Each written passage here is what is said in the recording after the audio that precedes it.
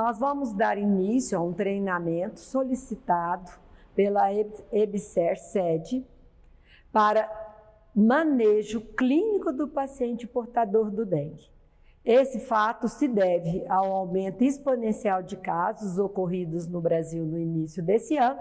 Então, nós vamos ter esta oportunidade, desse momento, discutir as várias etapas que devem ser desencadeadas em cada grupo do paciente com dengue.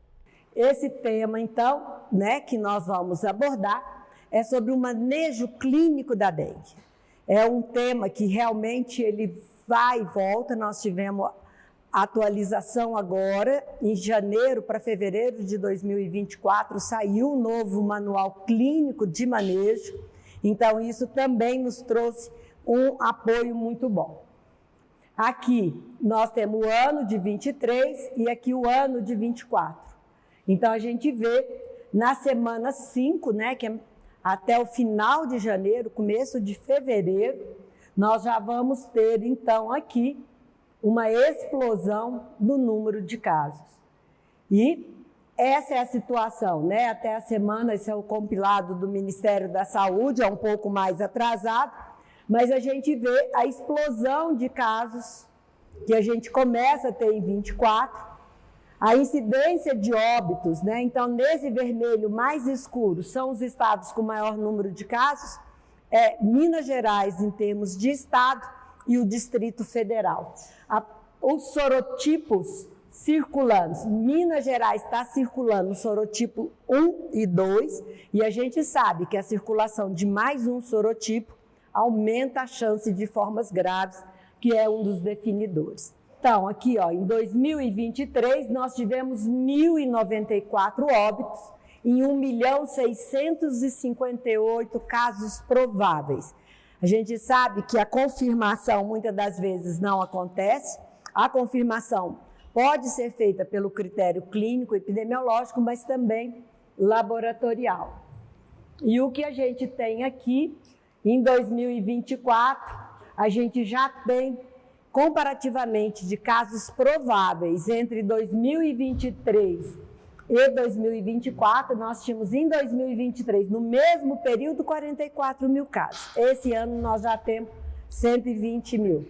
Número da semana, do final de 2000, são 6 meses, entre setembro, agosto mais ou menos de 23, até 23 de janeiro de 2024, nós temos uma incidência muito alta, acho que a corzinha dele está ruim, de 182 casos para cada 100 mil habitantes e já 370 mil casos prováveis. E o óbito, que vem aumentando, óbitos já em investigação, Uberaba tem 3 casos que já estão em investigação. A gente tem, então, agora, em Minas Gerais, é esse o último boletim que foi publicado agora dia 16, nós temos 181 mil casos prováveis, já 100 óbitos em investigação, e nesse total nós temos óbitos já confirmados 18. Se a gente imaginar que dengue é uma doença para não matar, nós estamos muito ruim nesse cenário. E o que vem chamando a atenção em Minas Gerais é o aumento dos casos de chikungunya. Uberaba, nós tivemos 900... Aqui no boletim de Uberaba, olha, nós tivemos 971 casos prováveis no mês de janeiro e apenas 10 confirmados. Então, provavelmente, nós estamos com circulação aumentada de outro arbovírus. E entre eles, o mais provável que seja chikungunya. No início agora, os últimos 10 dias, do início de fevereiro, a Secretaria Municipal recebeu já 12 notificações de chikungunya. Então, provavelmente, esses casos que a gente repete NS1, faz sorologia, tem clínica e não confirma dengue, provavelmente isso é outros casos, Zika em Uberaba até o momento não teve nada. Então, no Brasil, até o dia 16 de fevereiro, só nesses 2, primeiro meses do ano, iniciando, 555 mil casos prováveis, com 381 óbitos em investigação, né? Já confirmado, nós temos 94, e um índice de que a gente chama de incidência, um coeficiente de incidência só de 200 a média, porque a hora que a gente mostra o índice no Distrito Federal é 2.405, ou seja, para cada 100 mil habitantes, e Minas Gerais, 936 mil. Então, realmente, a gente perdeu totalmente o controle dos vetores, que é o nosso maior problema na dengue. Então, uma vez que a gente já conheceu esses quadros, essa é a ficha de notificação. A dengue e a chikungunya são notificadas conjuntamente, então são doenças de notificação compulsória e a gente tem que preencher e concluir. A ficha de dengue, então, ela só fecha, só se encerra quando há alta ou óbito. Então, muitas das vezes eu não volto naquela ficha para ver se o óbito ou se aquele caso realmente foi confirmado. Então, só um pouquinho, rapidinho sobre o vírus, que é, né, a circulação, que uma vez, né, a fêmea infectada, ela, ao picar a pessoa, ela inocula o vírus e todos os seus ovos, todos os seus descendentes já vão nascer com vírus. Então, esse é o grande problema da perpetuação. Mesmo que o tempo de vida média entre 40 e 45 dias do mosquito, ele tem essa perpetuação. Ele não voa longe, ele acaba ficando sempre próximo daquele hábitat que ele está, mas a fêmea faz de 8 a 12 repastos dia. Então, num dia, ela pode infectar 12 pessoas. E a gente faz a recomendação, mesmo para aquelas pessoas que já estejam com dengue, usarem repelente. Por quê? Porque se é uma fêmea que ainda não está infectada, vai te picar, você já não tem, né, chance de passar o vírus nessa fase para ela. Então, a gente vê que nós temos 4 sorotipos, né? O dengue 1, 2, 3 e 4. Tem já o sorotipo 5, mas no Brasil ainda não chegou, é questão de tempo. Já tem 10 anos que ele foi identificado na Ásia. E cada sorotipo tem de 5 a 6 genótipos. Por isso que a clínica, às vezes, de determinados períodos de infecção são diferentes. Então, tem época que é muita plaquetopenia, tem época que é muita febre, tem época que é só diarreia. Então, isso vai depender do sorotipo e do genótipo em circulação. A grande preocupação é a entrada do genótipo 2. Esse é o grande problema que a gente está, que é o cosmopolita, que ele é intensamente plaquetopênico. E perdas e um desabamento, assim, uma queda assustadora de plaqueta. Então, é o perigo da gente ter formas mais graves. Dentro da fisiopatologia, né, o que a gente tem da dengue realmente é o estímulo do macrófago, né, pelo vírus, a produção de célula, né, de TNF-alfa, óxido nítrico, ativação da cascata, liberação de interleucina 6 e outra, apoptose. Então, eu tenho uma resposta inflamatória muito exacerbada e trabalhando em vários momentos ali dentro. E aí, o que acontece? Essa lesão da célula endotelial não causa uma vasculite, ela tem uma vasculopatia. Então, ela tem um dano direto. E é isso que a gente vai ver levando essas principais consequências. Ativação da cascata, do complemento, levando um aumento na permeabilidade capilar, aí eu vou ter, por isso, a hemoconcentração, eu vou ter a hipoalbuminemia, a hipoproteinemia e os derrames, né? Principalmente os derrames fechados de pleural, de ascite, pericárdico, né? Que compromete. Essa fragilidade capilar por lesão endotelial e o consumo de plaquetas vai levar à hemorragia e com isso eu posso desenvolver até numa fase mais tardia uma coagulação intravascular disseminada e nesse momento o dano é irreversível. A gente já não consegue mais reverter o quadro. E aqui então, olha, na fuga capilar, aqui eu tenho um hematócito, né? Normal, tá difícil de ver, mas vocês vão ver as hemácias soltinhas, e na hora que começa a ter essa fuga capilar, eu tenho a hemoconcentração. Então, não tem vasculite, eu tenho uma vasculopatia com uma ação direta do NS1, a replicação viral, e dependendo, é lógico, dependendo do tamanho do meu inóculo viral, maior vai ser o dano, e a liberação de anticorpos não neutralizantes de infecções anteriores por outro sorotipo. Aqui, então, esse é o manual novo, né? Então, esse aqui é o que vocês vão tá disponível, entra no site do Ministério, tá lá, ele é muito completo, inclusive ele abre, eu vou dar só uma pincelada para as formas que acompanham no paciente hipertenso, no cardiopata, no paciente que tem risco de trombofilia, de trombose, quer dizer, então isso tudo vai ajudar. Então, prova do laço, né, as hemorragias, tudo isso a gente vê no nosso manejo. Então, hoje, gente, nós estamos atrasados quase 15 anos em termos de sintonímia da dengue. Muita gente ainda fala dengue clássico, febre hemorrágica da dengue, dengue hemorrágica, isso sumiu. Eu tenho só 2 polos da dengue. Eu tenho a dengue sem e com sinais de alarme e a dengue grave. Então, eu só tenho isso hoje, justamente para simplificar, para eu classificar, para eu estruturar o manejo do meu paciente. Então, se meu paciente tem dengue, sinais clássicos da dengue, sem sinais de alarme, ele é grupo A ou B. Se ele já tem um sinal de alarme, ele já vai para o grupo C.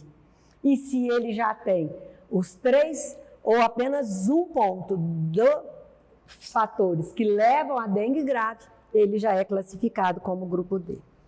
Então,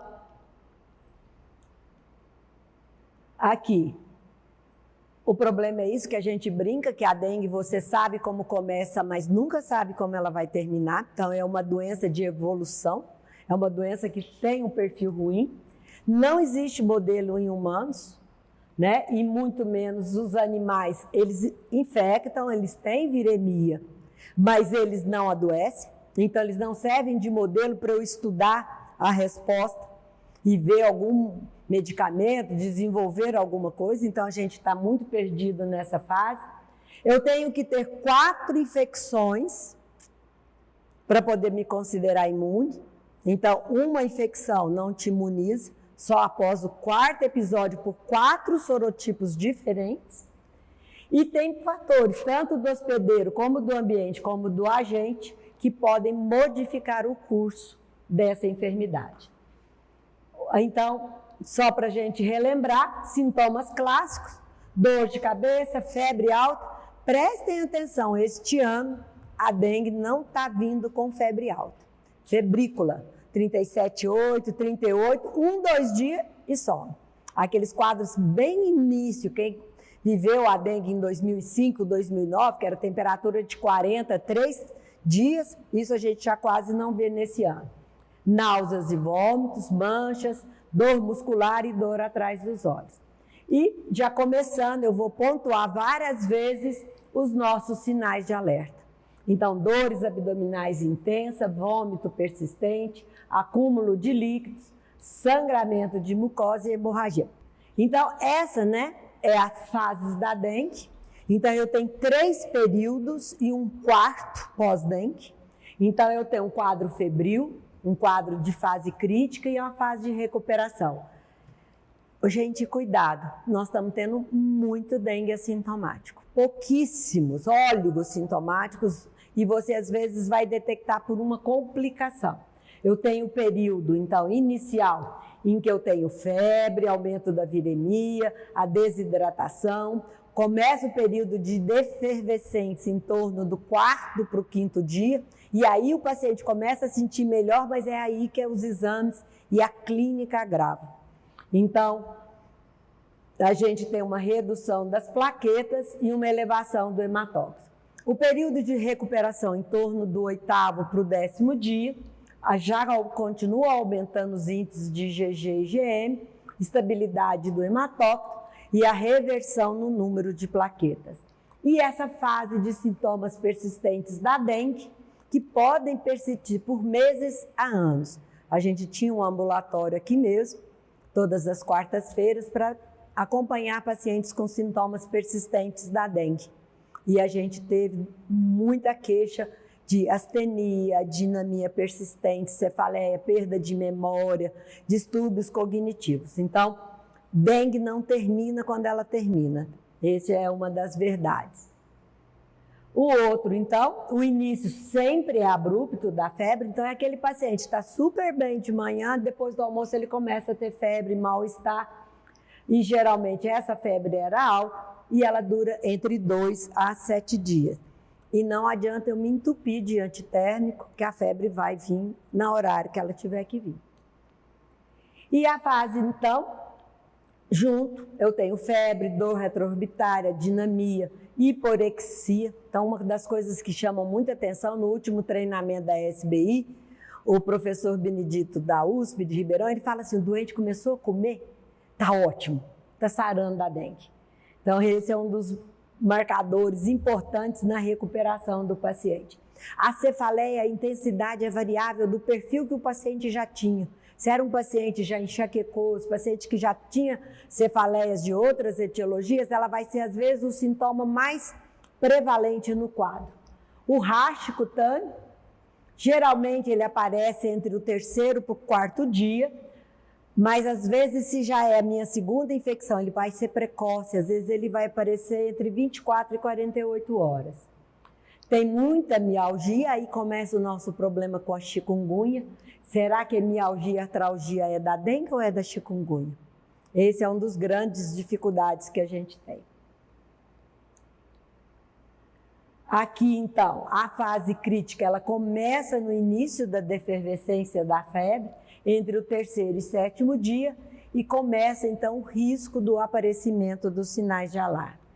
Dos sinais de alarmes, mais uma vez chamando a atenção, dor abdominal intensa, geralmente isso é pelo ascite, pelo quadro de derrame de líquido que vai acumulando, pela distensão da cápsula, e aí eu tenho uma hepatomegalia discreta, mas aquela hepatomegalia de crescimento súbito, ela é dolorosa, vômitos, o acúmulo de líquidos, a hipotensão. Uma coisa que é muito importante na avaliação do paciente é avaliar a pressão arterial sentado e deitado.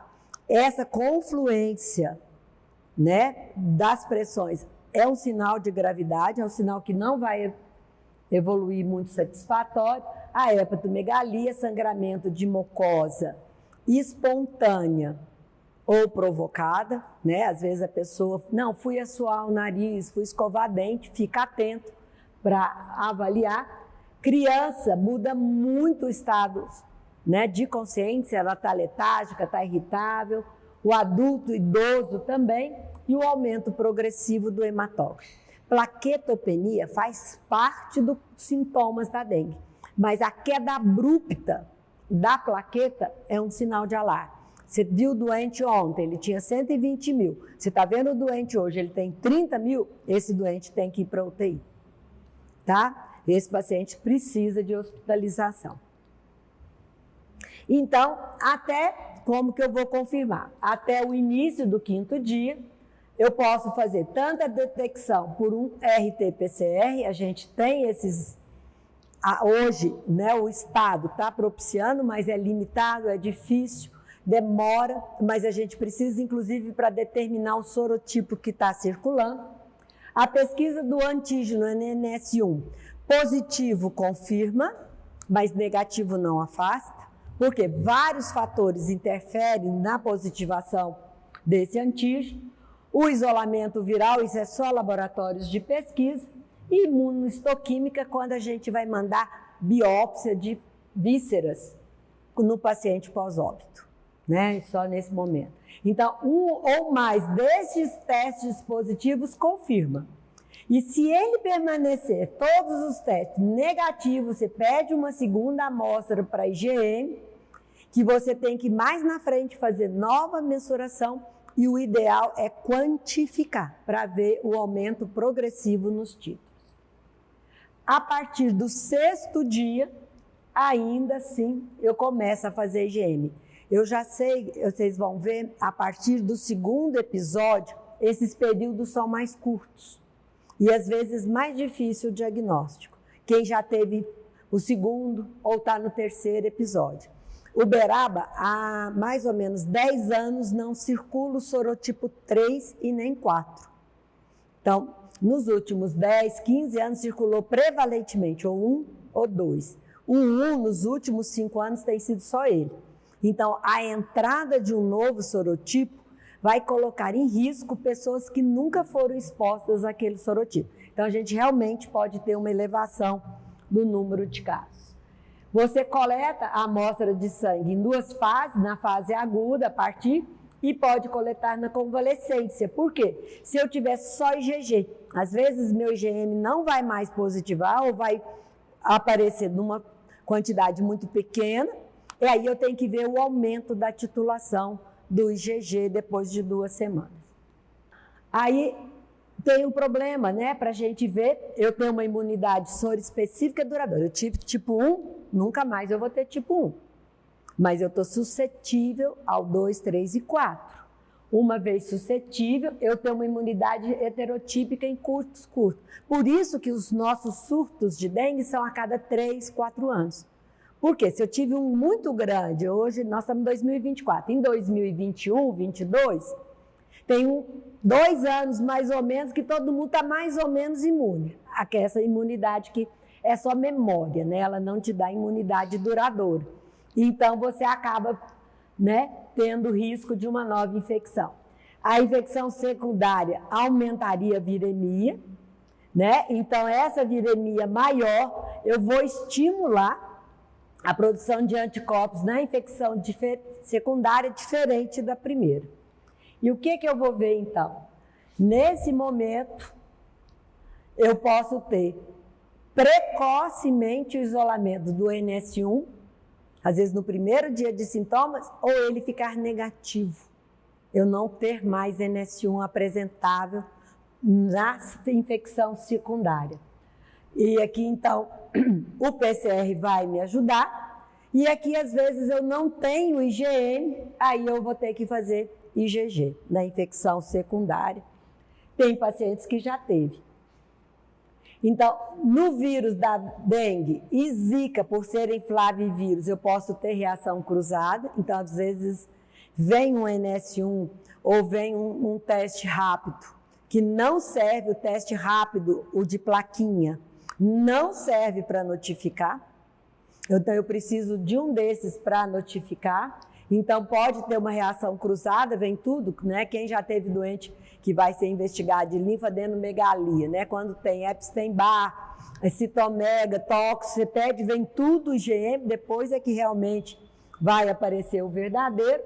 E se você não conseguir fazer exame, o critério é clínico epidemiológico. Então, faz vínculo. Na cidade está tendo uma epidemia, é aquela velha máxima, né? Tudo é dengue. Ou se está tendo Covid, tudo é Covid. E agora a gente está vivendo realmente Covid junto com dengue. A sorologia na infecção secundária, então, quando as pessoas são expostas pela segunda vez, podem não ter IgM, mas eu vou ter títulos altos. O grande problema é que a maioria das nossas sorologias são qualitativas, reagente ou não reagente. Eu teria que ter, né, aumento numa segunda amostra para mostrar que realmente aquilo era uma nova infecção e não apenas sinal de infecções passadas. Então, o diagnóstico diferencial tem uma lista, não vou ler todos, né? Então, a gente tem para qualquer síndrome febril, exantemática, hemorrágica, dolorosa abdominal, ou a síndrome do choque, ou mesmo síndrome meningias. Então, gente, não é fácil falar que aquilo é dengue nos primeiros 3 dias. Não é. O hemograma vai vir com leucocitose, o hemograma vai vir com desvio à esquerda, o hemograma vai vir com plaquetas normais, as enzimas hepáticas às vezes vêm altas, às vezes vêm normais. Então, a gente não tem nenhum exame, a não ser esses específicos que te mostram realmente que é dengue. E esse é um grande desafio no diagnóstico, é a reação cruzada. Os IgMs falso positivo em quem está com Covid. Essa é uma outra. E 6% dos pacientes com dengue podem ter IgM por chikungunya. Por isso que, às vezes, mesmo sendo verdadeira a máxima que o mosquito pode inocular os dois vírus, isso realmente pode acontecer e pode ter algum pouco de falso positivo. E se, por exemplo, veio, né, sorologia para chikungunya, você ficou em dúvida e era dengue, repete na fase de convalescência. Se não for chikungunya, não vai aparecer nada, tá? Então, esse, né, é o quadro. O fluxograma, gente, ele é muito... Eu tentei de todo jeito colocar ele na tela, mas ele é enorme. Eu tentei fragmentar, mas eu vou pontuar rapidinho. Então, essa é a suspeita da dengue. Então, a duração no máximo de 7 dias, a febre, com os 2 sintomas. E se ele tem sinal de alarme ou não. Aqui, mais uma vez, os sinais de alarme e aqui os sinais de choque. Se não tem sinais de alarme, ou ele é grupo A ou ele é grupo B. Se ele já tem sinais de alarme, mas não tem choque, ele é grupo C. E se ele tem, além dos sinais de alarme, tem sinais de choque, ele já é grupo D. A partir daí, então nós vamos ver o que a gente faz. Então, esse eu fragmentei, mas eu vou pôr mais em detalhe aqui, maior, eu acho que ficou melhor. Então, como é que eu vou manejar o paciente com suspeita de dengue? Então, o principal é reconhecer precocemente os sinais de alarme. Fazer as intervenções adequadas para cada estágio, a necessidade de reestadiar. Lembra que eu falei que a dengue é evolutiva? Então, eu tenho que ver o doente manhã, tarde e noite, às vezes. Não é eu pedir um exame de manhã, vi que está bem, eu não volto à tarde. O doente pode virar óbito em 12 horas. Tá? Entre um momento e outro. O exame físico, então, tem sempre que ser realizado. Grupos especiais, principalmente menores de 2 anos e os maiores de 65. E os grupos com alguma comorbidade ou uma situação clínica do momento. Gestante, pacientes com asma, com diabetes, hipertensão, cardiopatas, pneumopatas, pacientes com disfunção renal e hematológica. Então, mais uma vez, sinais de alarme. Então, isso, gente, tem que ser supratentorial. Isso tem que entrar na cabeça sem você pensar. Você tem que olhar para o doente, é dengue, suspeitou de dengue, primeira coisa, vamos investigar sinais de alarme, que é isso que vai definir a nossa conduta. E os sinais de dengue grave, que aí já é o paciente no choque, com PA convergente, lembra que eu falei para medir o paciente deitado e sentado, isso é muito importante, com as extremidades distais, frias, pulso filiforme, hipotensão e extravasamento. Só um adendo, criança chegar nessa fase, 100% de óbito. Quando a criança faz hipotensão, ela já esgotou todos os seus recursos e é irreversível quando ela choca. Então, esse é o grande problema da dengue nos menores de 2 anos. Um sangramento, muitas das vezes o sangramento não é exteriorizado, é sangramento oculto, então a gente precisa avaliar. E não é só a parte, né, de sangramento, de extravasamento. Eu tenho insuficiência cardíaca, eu vou ter disfunção renal, disfunção hepática. E muito cuidado quando a aminotransferases aumenta acima de 10 vezes o valor da normalidade. Vai ser sinal de mau prognóstico. Então, no grupo A, o que nós temos? É o caso, então, que é suspeito, não pertence a grupos especiais, não tem sinais do alarme e a prova do laço é negativa. Normalmente, eu vou ver esse paciente nas unidades básicas, é doente às vezes de pronto atendimento, dependendo da estrutura do município. E aí, o que eu vou fazer? Orientar repouso, e isso aqui, gente, que eu chamo a atenção, hidratação oral nos 5 dias. Então, é 60 ml por quilo dia, durante 5 dias. Não é nos 2 primeiros, nos 3 primeiros, ele tem que tomar líquido. A gente sabe a dificuldade do paciente tomar líquido. É ruim, você está com náusea, com vômitos, vai reclassificar esse paciente de acordo com os sintomas. O uso, né, de salicilatos e anti-inflamatórios que estão proibidos. A dipirona ou a Novalgina, isso não é problema, a pessoa tem muito medo de Novalgina. Esquece, eu particularmente prefiro Novalgina do que paracetamol, mas as pessoas têm ainda muito receio. E durante um tempo a gente usou também, na época, que às vezes usar corticoterapia a partir do 3º dia poderia modificar, mas isso não mostrou nenhum benefício. Então, aqui é o volume. Então, desculpa, gente, eu tentei de todo jeito pôr grande, mas não consigo. 60 ml por quilo dia, 1/3 com sais de reidratação, 2/3 o doente toma o líquido do jeito que ele quiser. Chá, suco, água de coco, mas eu tenho que tentar melhorar. Crianças é um outro perfil, até 10 kg é 130 ml quilo, acima de 10 a 20, 100, acima de 20 a gente mantém até 40 quilos, 80 ml. O grupo A, então, ele não tem comorbidades, não tem nenhum fator de risco e nem condições clínicas. O grupo B é aquele que já tem um sangramento espontâneo ou provocado de pequena monta, tá, gente? Não é uma hematêmese, é uma epistate discreta que mexeu, foi suar nariz, foi escovar dente, ou ele tem uma comorbidade de difícil controle. Então, esse doente é perto. Eu não posso mandar esse doente voltar na minha unidade. Então, no grupo D, ele não tem sinais de alarme, mas ele já tem sangramento espontâneo. Já tem peteca, que é a prova do laço positivo. E outra coisa, se já tem peteca, não façam prova do laço, gente. A prova do laço é para induzir a peteca. Se já está ali, é desnecessário fazer. E se ele pertence, uma vez assim, para o grupo B, ele do mesmo jeito, as prescrito, acompanhamento em leito de observação até o resultado. Então, o que esse é o problema do grupo B? No grupo A, eles falam que não precisaria nem de exame, nenhum hemograma no primeiro momento, se ele é do grupo A. Ele voltaria, você orienta para ele voltar no período de defervescência, quando a febre encerrar, colhe o hemograma. Porque ele não tem risco agora, se ele é grupo A. No grupo B, aí sim eu já tenho que fazer hemograma no primeiro atendimento.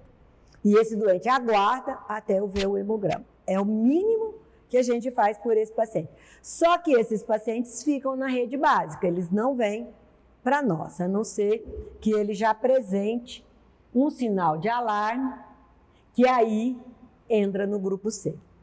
Uma vez no grupo C, mais uma vez, né, gente? Diz a Luciana que eu vou vencer pelo cansaço. Eu pus acho que 5 slides de sinais de alarme. Porque esse é o diferencial. Isso é que nos diferencia do balconista da farmácia, da dona Maria que teve dengue o ano passado, né? Do seu José que procurou ali o pai de santo, foi benzer. É isso. O que nos torna médico é reconhecer isso aqui, ó. Então, aqui já muda. Então, este doente não é mais um doente de unidade básica. É um doente que tem que ir para um setor já secundário, ou uma unidade específica para reidratação venosa, ou ele vem para um hospital de menor complexidade. Mas ele vai já precisar de 20 ml por quilo por hora. Gente, é soro fisiológico Ringer, não é glicose. A gente tem visto aí reidratação com soro glicosado. Cuidado com isso. E você tem que reavaliar a cada 2 horas. Não é que o doente chegou, você calculou lá 84 ml hora. Pronto, foi embora. Dali 3 dias você volta. Ele está com os mesmos 84 ml. A partir do momento em que o hematócrito dele não está mais concentrado, ele já caiu, né? A concentração do hematócrito para homem 50, para mulher 46, ou 20% do aumento do valor de base, aquilo normalizou depois de 2 horas, então eu tenho que ter 2 hemogramas. Um na hora que ele chega e 2 horas depois que eu hidratei, eu tenho que ter outro. Aí eu vou definir a fase de manutenção. E se depois de 3 tentativas de abaixar esse hematócrito, eu não conseguir, ele vira grupo D. Tá? Então, para os pacientes Do grupo C, o mais importante é a reposição volêmica. Em qualquer ponto, isso é uma outra coisa. Não é porque ele está na UPA esperando para ser transferido, a UPA não hidrate. Não é porque ele está lá em Conceição das Alagoas esperando para vir, ele não hidrate. Tem que fazer isso, não é chegar aqui depois de 6 horas que eu identifiquei que precisaria desse cuidado. Então, a hidratação na fase de expansão é 20 ml, posso fazer até 3 fases, depois a manutenção é 25 ml por quilo em 6 horas. Normalizou, gente. Paciente com 25, dali 6 horas, que eu já fiz a manutenção de 25, eu vou lá, peço outro exame. Reavalio, não está hipotenso mais, não está taquicárdico, não está com extremidades frias, eu passo para 25 ml por quilo a cada 8 horas. Entendeu? Então, é um doente dinâmico, não é um doente que eu vou de manhã e volto no outro dia. Não dá. Vocês viram o quê? Em 24 horas, vocês vão ver no mínimo 4 vezes esse paciente. Na chegada, com 2, com 6 e com 8.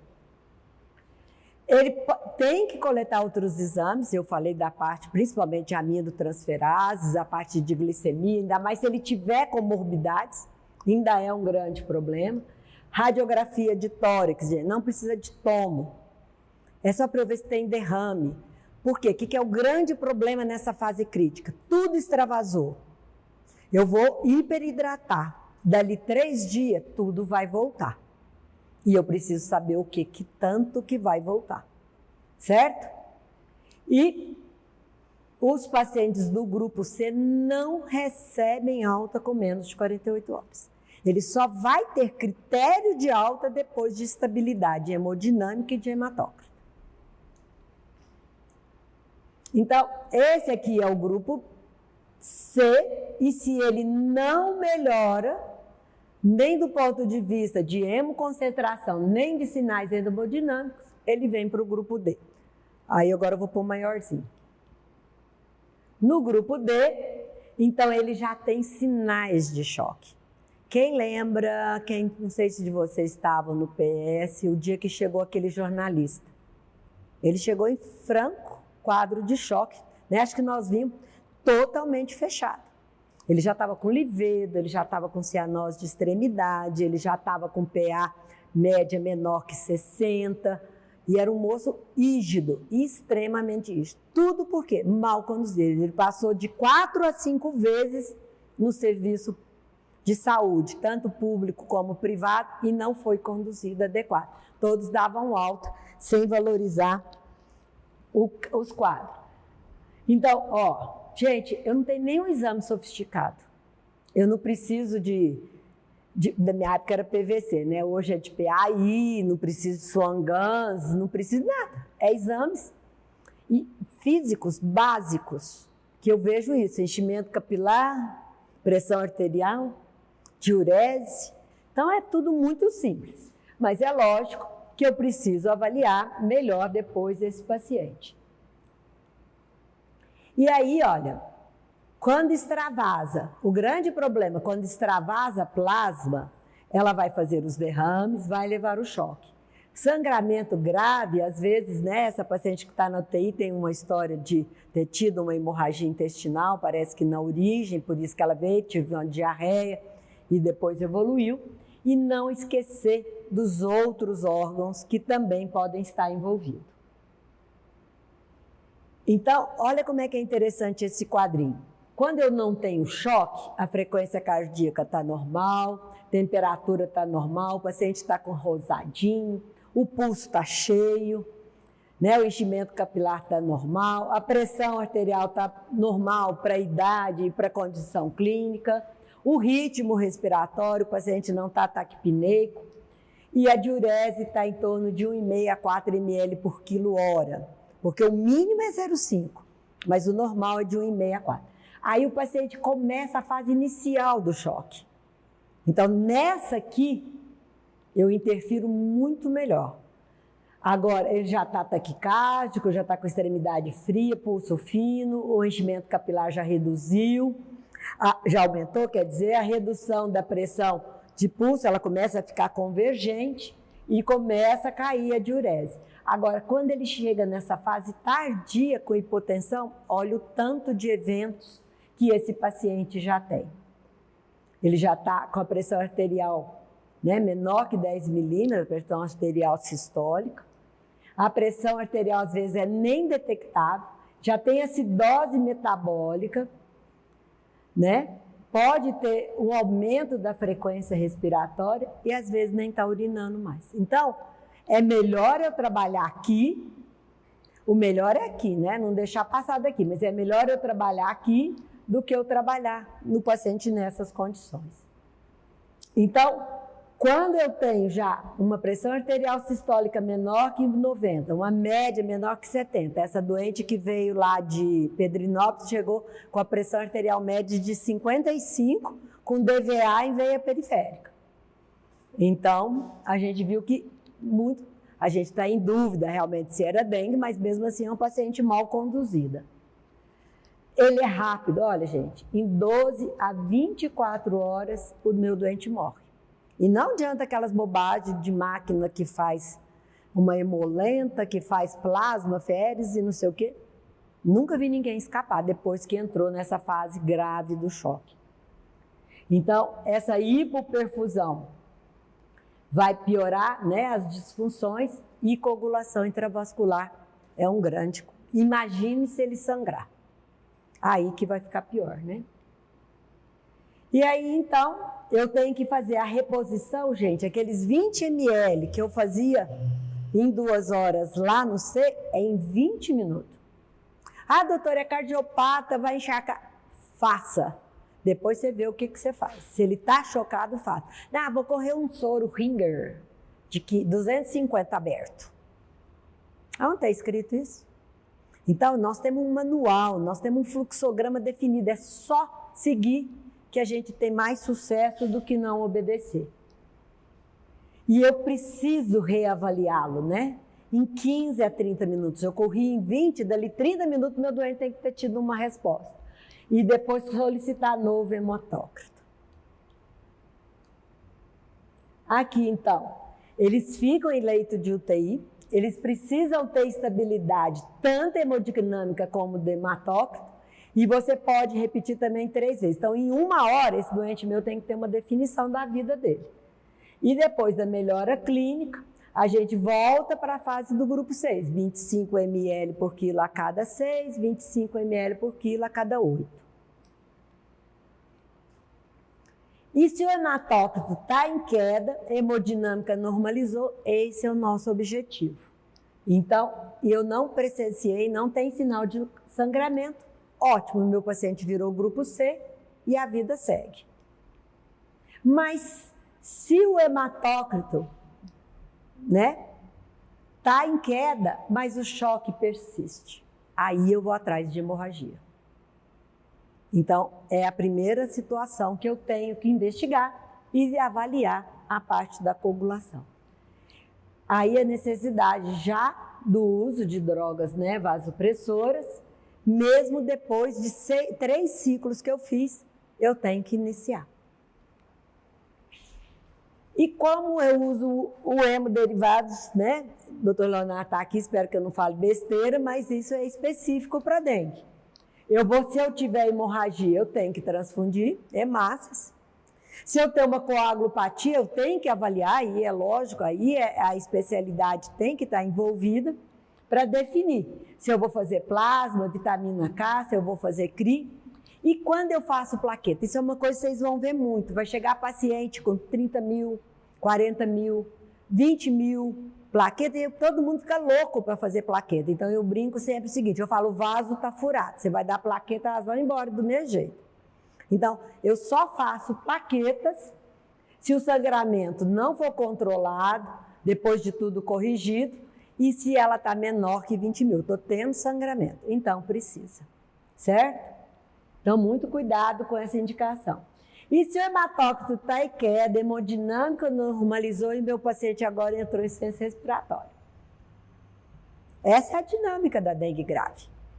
Então, nesse momento, provavelmente é a hiperidratação. É o que eu ofereci de líquido, que eu não ajustei, porque eu voltei lá só no outro dia, deixei os 25 ml por quilo a cada 6 horas correndo solto, e o que volta, do mesmo jeito do que extravasa, ele volta, ou ele tem uma doença de base que não consiga lidar bem. Ele é um renal crônico, ele é um cardiopata, então eu vou ter esse problema. Então eu tenho que reduzir. Muitas das vezes, doutora, só deu soro, agora só vai dar Lasix? Não é assim? É. Infelizmente é assim. E às vezes não é só uma bolinha de furosemida, às vezes eu vou fazer maior, né, nesse quadro. Então, quando que o meu doente vai internar? Quando ele tem sinais de alarme ou de choque, com sangramento grave ou comprometimento grave, então sempre o grupo C e D é de hospital. Quando ele não consegue alimentar e nem tomar líquido, às vezes ele é um grupo A, mas ele não consegue tomar aqueles 60 ml por quilo durante o dia. Se ele já tem algum comprometimento respiratório, dor torácica, dificuldade, diminuição, outros sinais, muito cuidado com infecções bacterianas pós-virais, esse é um dos grandes problemas. Aquele paciente do ponto de vista social, é um doente que não consegue voltar à unidade, é um doente que você não tem estrutura familiar para fazer, e pacientes com comorbidades, né, que muitas das vezes de difícil controle, por exemplo, é um paciente que toma xarelto, é um paciente que toma um varfarina, né, toma um Marevan, não dá para eu ficar de longe vigiando, eu vou pelo menos 48 horas observar. E é lógico, a critério do médico, o que ele achar. Então, as indicações, aí eu tenho que dar alta. Quando que eu dou alta? Antigamente era assim, não, só depois que a plaqueta passa de 100 mil. Não, 120. Não, o doente não pode ter uma petec. Não pode ter escovado dentes. Não. Os critérios são bem mais hoje flexíveis. Estabilizou, ele era grupo C, está estável, está bem, vai para casa.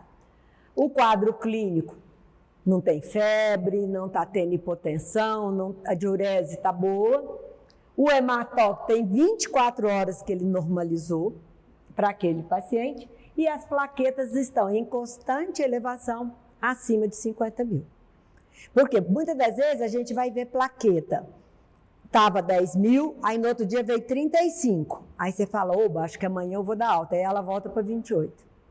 Algumas das vezes, gente, é a dificuldade de contar, né, Leonardo, as plaquetas. Elas vêm macroplaquetas, elas formam, eu chamo de rulô, não sei como é que chama, aglomerado, e às vezes no aparelho ela vem baixa, mas ela já está melhor. Então, muitas das vezes tem que pedir para olhar, né, não só o aparelho. E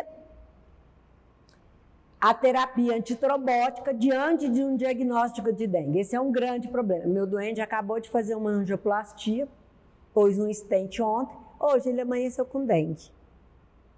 E aí? Eu tiro a medicação? Deixa ele correr risco? Não sei se vai evoluir grave, não sei se ele corre risco se eu tirar ele retrombosar. Então, quando que eu falo? Nos pacientes que fizeram angioplastia coronária com stent, 1 mês para o convencional e 2 meses para stent farmacológico. Se ele tem tromboembolismo prévio, é portador de fibrilação com múltiplos fatores de risco trombótico. Os pacientes já em uso de clopidogrel e ácido, foi na primeira slide lá, quase aflexalicilatos está proscrito, pode mantê-lo se as plaquetas acima de 50 mil. Se as plaquetas estão entre 30 e 50, você interna e deixa a medicação. E se caiu abaixo de 30 mil, eu tiro. E aí, seja o que Deus quiser com esse stent. Certo? O outro, se ele tem em risco menor. Então, são aqueles pacientes que já tiveram portadores de doença arterial crônica, já colocaram esse stent há mais de 1 ano, eles têm fibrilação atrial, mas não tem risco trombótico, ou teve apenas, né, um antecedente, é portador de prótese biológica, faz profilaxia secundária. Os pacientes é a mesma coisa. Se já usam AS, acima de 50 mil, você mantém. entre 30 e 50, você mantém o AS e mantém o doente em observação em leito, né, internação. Sempre abaixo de 30 mil tem que tirar. Nos pacientes com hipertensão é outra coisa. Meu paciente vai evoluir para hipotensão, eu mantenho os hipotensores ou não? Então, a recomendação que mesmo os hipertensos podem desenvolver sinais de choque, mesmo com nível pressórico mais elevado. Às vezes ele vai ficar acima daqueles 90, está com 120, mas ele já está para ele hipotensão, ele já perdeu, às vezes, a pressão que ele está acostumado é 160, 150. Então, isso já, né, o que eu preciso atentar é a redução da perfusão periférica e a redução do volume urinário. Se caiu 40% dos valores anteriores que ele tem, de média de pressão arterial, também eles devem ser suspensos e vigiar, porque a paciente provavelmente está com risco de extravasamento capilar importante. Nesse caso, então, os pacientes que não têm sinais de alarme e os níveis pressóricos mantêm normais, você pode manter os beta-bloqueadores e a clonidina, e aí você avalia o risco de ter uma complicação. Mas se ele já está desidratado, está com hipovolemia, vai precisar de ressuscitação, você suspende os diuréticos e os vasodilatadores e mantém o doente observado ali. Conforme a pressão for voltando, você vai reintroduzindo os diuréticos. Então, nos pacientes com cardiopatias, então o que eu preciso avaliar é pressão arterial maior ou menor que 100, a sistólica, a perfusão periférica, congestão pulmonar e o débito urinário. Então, esses parâmetros são fundamentais para a gente avaliar. Não, obrigada. Aqui, ó, um resuminho que eu achei interessante, está lá no manual, justamente porque nós vamos receber pacientes com comorbidades. Esse é o nosso problema. Nós não vamos receber o doente bonitinho A e B, né? Mas muitas de vocês também trabalham fora da nossa emergência, então vai atender essas emergências. Então, se o paciente é hipotenso, ele vai estar com oligúria, eu preciso de amino vasativo e volume. Se ele está com débito urinário normal, é só ressuscitação volêmica. Se ele está com hipoperfusão, às vezes eu já vou precisar de droga vasoativa. Se ele está com a perfusão periférica normal, mas está hipotenso, só volume. Se ele já tem congestão pulmonar, mesmo hipotenso, o que eu faço? Amino vasoativo. E aqui, se ele é normotenso, a grande maioria é uma ressuscitação, né? E é o uso, às vezes, do diurético no paciente. Então, de modo geral, gente, nada se resolve com um passo de mágica, né? O tratamento da dengue não existe, como vocês viram, nada de excepcional. O que a gente usa está tudo acessível a qualquer serviço, em qualquer localidade. O que se precisa é fazer o diagnóstico, identificar e classificar corretamente. Assim, o manejo será feito de maneira adequada. Muito obrigada.